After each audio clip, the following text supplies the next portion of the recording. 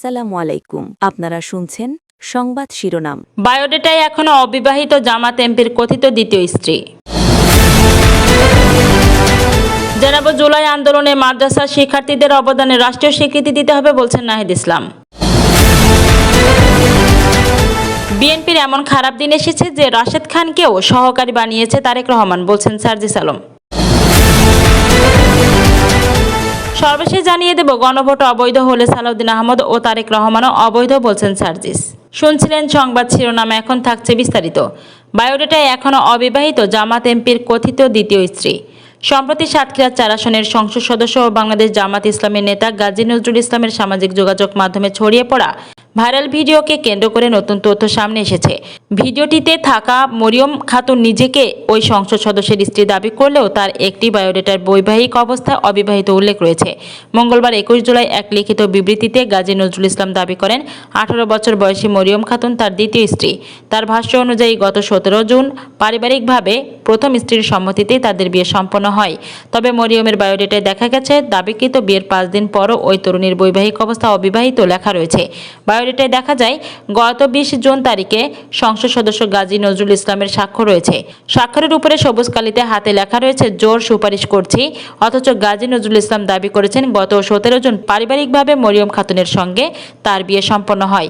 ফলে বিয়ের ৫ দিন পর স্বাক্ষর করা বায়োডেটায় মরিয়মের বৈবাহিক অবস্থা অবিবাহিত উল্লেখ থাকায় বিষয়টি নিয়ে নতুন প্রশ্ন দেখা দিয়েছে। এদিকে সংসদ সদস্য গাজী নজরুল ইসলাম দাবি করেন, আমাদের বিয়ে হয়েছে গত ১৭ জুন পারিবারিকভাবে, আমার প্রথম স্ত্রী সহ সবার সম্মতিতে বিয়ে হয়েছে।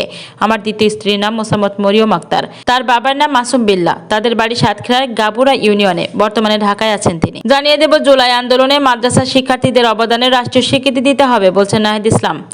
জুলাই সহ ফ্যাসিবাদ বিরোধী আন্দোলনে মাদ্রাসা শিক্ষার্থীদের অবদানের রাষ্ট্রীয় স্বীকৃতি এবং তাদের ত্যাগকে রাষ্ট্রীয় সম্মাননা দেওয়ার দাবি জানিয়েছে জাতীয় নাগরিক পার্টির এনসিপির আহ্বায়ক ও বিরোধী দলীয় চিফ হুইপ নাহিদ ইসলাম। সোমবার ২০ জুলাই রাজধানীর বিএম ভবন মিলনায়তনে জুলাইয়ের রক্তাক্ত জুব্বা মাদ্রাসা শিক্ষার্থীদের অবদান শীর্ষক এক সেমিনারে তিনি এসব কথা বলেন। নাহিদ ইসলাম আন্দোলনের কঠিন সময় স্মরণ করে বলেন, ১৭-১৮ তারিখ আন্দোলন স্মৃত হয়ে পড়লে দুইটা শক্তি এই আন্দোলনের পুনর্জাগরণ ঘটায়, মাদ্রাসা শিক্ষার্থী এবং প্রাইভেট বিশ্ববিদ্যালয় শিক্ষার্থী। এই ভূমিকায় মানুষের অধিকার আদায়ের যুগে যুগে আমাদের ওলামা কেরাম জীবন দিয়েছেন এবং ত্যাগ করেছেন। শুধু বাংলাদেশ নয়, পৃথিবী জুড়ে এই জুব্বা বিদ্রোহ এবং লড়াইয়ের প্রতীক। সরকারের কাছে আমরা দাবি জানাচ্ছি, মাদ্রাসা শিক্ষার্থীদের ত্যাগকে রাষ্ট্রীয় সম্মাননা দিতে হবে। স্বরাষ্ট্রমন্ত্রীর বক্তব্যের সমালোচনা করে বিরোধী দলীয় চিফ হুইপ বলেন, স্বরাষ্ট্রমন্ত্রী বলেছেন জুলাই নিয়ে ব্যবসা করা যাবে না। জুলাইয়ের আকাঙ্ক্ষা পরিবর্তন। আমরা এই পরিবর্তনের কথা বলতে গেলে জুলাই চেতনা বিক্রি বলছে। জুলাই কেউ বিক্রি করছে না। মুক্তিযুদ্ধের চেতনায় কথা বলে গত ৫০ বছর আওয়ামী লীগ এদেশে গণতন্ত্র হত্যা করেছে, গুম খুনের রাজনীতি করেছে, দেশের টাকা লুটপাট করেছে এবং সেই চেতনার কথাই বিএনপির কাছে সবচেয়ে বেশি শুনি। নাহিদ ইসলাম বলেন, জুলাইয়ে আমাদের আকাঙ্ক্ষা ছিল, জনগণের কাছে প্রতিশ্রুতি ছিল নতুন বাংলাদেশ এবং বৈষম্যহীন বাংলাদেশ। প্রাতিষ্ঠানিক সরকার এই সংস্কারের কথাকে জুলাইয়ের চেতনা বলছে। কিন্তু জনগণ জানে জুলাইয়ের ফলে সবচেয়ে বেশি সুবিধা পেয়েছে বিএনপি। তারেক রহমান লন্ডন থেকে দেশে এসেছেন, স্বরাষ্ট্রমন্ত্রী শিলং থেকে ফেরত এসেছেন। বিএনপি দায়িত্বহীন ক্ষমতা পেয়েছে, আমরা পেয়েছিলাম ক্ষমতাহীন দায়িত্ব। সংবিধান সংস্কার আদেশে যদি অবৈধ হয়, সেই আদেশ দেওয়া রাষ্ট্রপতির বিরুদ্ধে কোনো ব্যবস্থা গ্রহণ করছেন না। নির্বাচন কমিশনার শপথ পড়িয়েছেন, তার বিরুদ্ধে কোনো ব্যবস্থা কেন গ্রহণ করা হচ্ছে না? অবিলম্বে সংস্কার বাস্তবায়নের দাবি জানিয়ে তিনি বলেন, নির্বাচন সংবিধান অনুযায়ী হয়নি। বিপ্লবের পরে আকাঙ্ক্ষা এবং আদেশের মধ্য দিয়ে নির্বাচন এবং গণভোট হয়েছে। সংবিধানের কোথাও ২০২৪ সালে নির্বাচনের কথা ছিল না, ছিল ২০২৯ সালে নির্বাচনের কথা।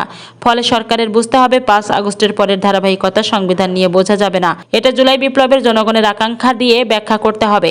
সে আকাঙ্ক্ষা ছিল রাষ্ট্র কাঠামোর আমূল পরিবর্তন এবং নতুন বাংলাদেশ গঠন। তিনি বলেন, স্বরাষ্ট্রমন্ত্রী এবং সরকার সংবিধান সংশোধন কমিটি নামে যে প্রহসন করছে, সেখানে থেকে সরে এসে গণভোটের রায় বাস্তবায়ন করুন। অন্যথায় ওলামায়ে কেরাম সহ জুলাইয়ের সকল শক্তিকে সাথে নিয়ে আমরা রাজপথে নামতে বাধ্য হব। ইতোমধ্যে আমরা আন্দোলনের মধ্যে আছি, কিন্তু আমরা চাই সংসদে আলোচনার মাধ্যমে সমাধান করতে। জানাবো বিএনপির এমন খারাপ দিন এসেছে যে রাশেদ খানকে সহকারী বানিয়েছে তারেক রহমান। প্রধানমন্ত্রী তারেক রহমানের সহকারী পদে মোহাম্মদ রাশেদ খানের নিয়োগ নিয়ে তীব্র সমালোচনা করেছেন জাতীয় নাগরিক পার্টির উত্তরাঞ্চলের মুখ্য সংগঠক সার্জিস আলম। সোমবার ২০ জুলাই সন্ধ্যায় পঞ্চগড়ের বোদাই দেশ গড়তে জুলাই পদযাত্রা উপলক্ষে আয়োজিত পথসভায় তিনি এ মন্তব্য করেন। সভায় রাশেদ খানের সাম্প্রতিক নিয়োগের প্রসঙ্গ টেনে সার্জিস আলম বলেন, বিএনপির অবস্থা এতটাই খারাপ দিন এসেছে যে রাশেদ খানের মতো একজন মিথ্যা প্রোপাগান্ডাবাজকে প্রধানমন্ত্রী তারেক রহমান তার সহকারী বানিয়েছেন। একই সঙ্গে তিনি বর্তমান সরকারের বিভিন্ন রাজনৈতিক সিদ্ধান্ত ও কার্যক্রমের কঠোর সমালোচনা করেন।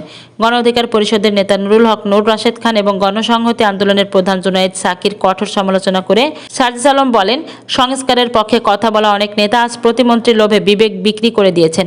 জুনায়েদ সাকিকে সংসদে খুঁজে পাওয়া যায় না। পঞ্চগড়ে জুলাই আন্দোলনে হামলাকারী ছাত্রদল বা ছাত্রলীগ নেতার জামিন প্রসঙ্গ টেনে বিচার বিভাগ ও প্রশাসনের উদ্দেশ্যে কঠোর হুঁশিয়ারি উচ্চারণ করেন সার্জিস।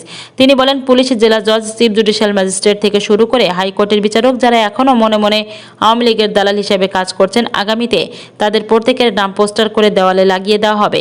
প্রশাসনের কর্মকর্তাদের দলীয় দাসত্ব থেকে বেরিয়ে আসার আহ্বান জানিয়ে তিনি বলেন, আওয়ামী লীগ ছিল, এখন নেই। বিএনপি আজ আছে, আগামীতে নাও থাকতে পারে, কিন্তু জনগণ থাকবে, রাষ্ট্র থাকবে। তাই কোনো দলের বা ব্যক্তির দালাল না হয়ে জনগণের জন্য কাজ করার আহ্বান জানান তিনি। সর্বশেষ জানিয়ে দেব, গণভোট অবৈধ হলে সালাউদ্দিন আহমদ ও তারেক রহমান অবৈধ, বলছেন সার্জিস আলম। জাতীয় নাগরিক পার্টির উত্তরাঞ্চলের মুখ্য সংগঠক সার্জিস আলম প্রশ্ন তুলেছেন যে আদেশের বলে একই সঙ্গে গণভোট নির্বাচন হলো, সেই নির্বাচনের ফলাফল যদি বৈধ হয় তবে গণভোট অবৈধ হয় কিভাবে? সোমবার 20 জুলাই বিকেলে পঞ্চগড়ের বোদা উপজেলার শহীদ মিনার চত্বর এলাকায় আয়োজিত এনসিপির জুলাই পথসভায় তিনি একথা বলেন। সার্জিস আলম বলেন, এক মায়ের পেট থেকে 2 যমজ সন্তান আসলে একজন বৈধ আর অন্যজন অবৈধ হতে পারে না। এই গণভোট যদি অবৈধ হয় তবে সালাউদ্দিন আহমেদের অবৈধ স্বরাষ্ট্রমন্ত্রী এবং তারেক রহমান অবৈধ প্রধানমন্ত্রী। জুলাই সনদ প্রসঙ্গে সার্জিস আলম বলেন, দেশের 70% মানুষ জুলাই সনদের পক্ষে রায় দিয়েছে, তাই এটি নিয়ে প্রশ্ন তোলার কোনো সুযোগ নেই এবং এই স্পর্ধা কারো থাকা উচিত নয়। ব্যাংক দখল ও লুটপাটের অভিযোগ তুলে সার্জিস আলম বলেন, বিএনপির ক্ষমতায় আসার পর থেকেই ইসলামী ব্যাংক দখলের প্রক্রিয়া পুনরায় শুরু হয়েছে। অতীতে এই ব্যাংক থেকে প্রায় 99,000 কোটি টাকা বিদেশে পাচার হয়েছে এবং বিএনপি এখন সেই একই চক্রকে পুনর্বাসন করছে।